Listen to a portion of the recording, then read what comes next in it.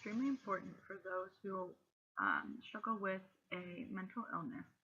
Social inclusion is about participating and contributing to society um, equal to those who do not suffer from a mental illness.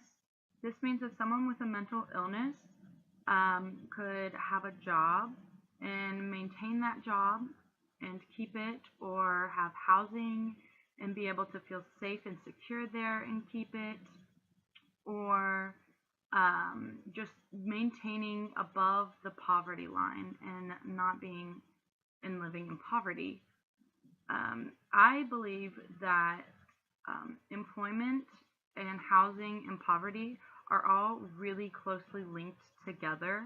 I think that if you have a job and a good job, you can eventually afford yourself housing, hopefully permanent housing, which can then hopefully lift you above that poverty line so that you can live financially stable and well.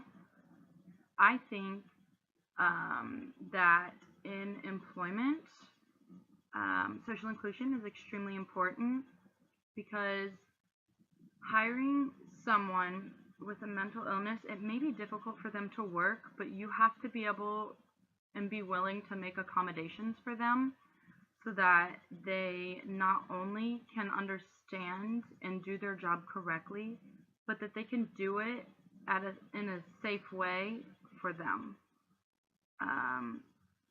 I think that social inclusion is extremely important to help those struggling with a mental illness strive in the world, especially in employment. Mentally ill, they have the highest unemployment rate, which is saddening to me. If they can get a job and be able to do it well, I believe that they'll be able to afford housing.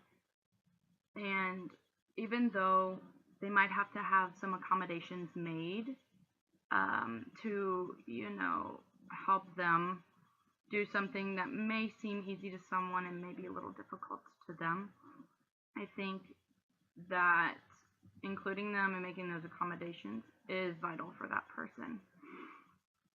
Another thing that I think social inclusion impacts deeply is their housing. Like I said, if they can get a good job and be able to afford housing, that's extremely important.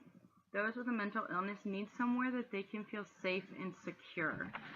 And many times, those people with a mental illness, they live in like temporary housing. So they're more likely to rent a house and to rent an apartment or a condo than they are to own one, to buy one, to build something of their own.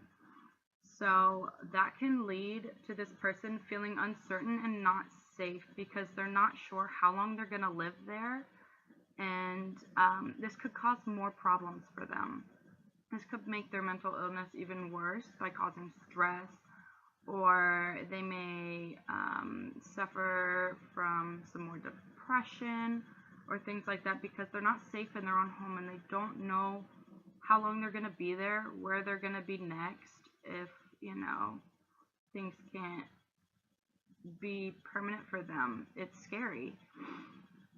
Um, if if they don't have a job and they don't have a house and they fall below the poverty line, this can cause even more stress for this person. Being homeless is sadly common for people who struggle with a mental illness, and many people who are homeless do have a mental illness. Poverty, it definitely affects mental illness. I mean, it can cause someone, if you're under the poverty line, you're constantly worrying where's your next meal? Do you have shelter for that night? Somewhere to stay? Do you have clothes? Are you cold? Do you have a blanket? Things like that. And that causes so much stress on somebody that it can make their situation and their matters even worse. With social inclusion, this can help them by including them in society and helping them get a job and helping them have a house and stay above the poverty line.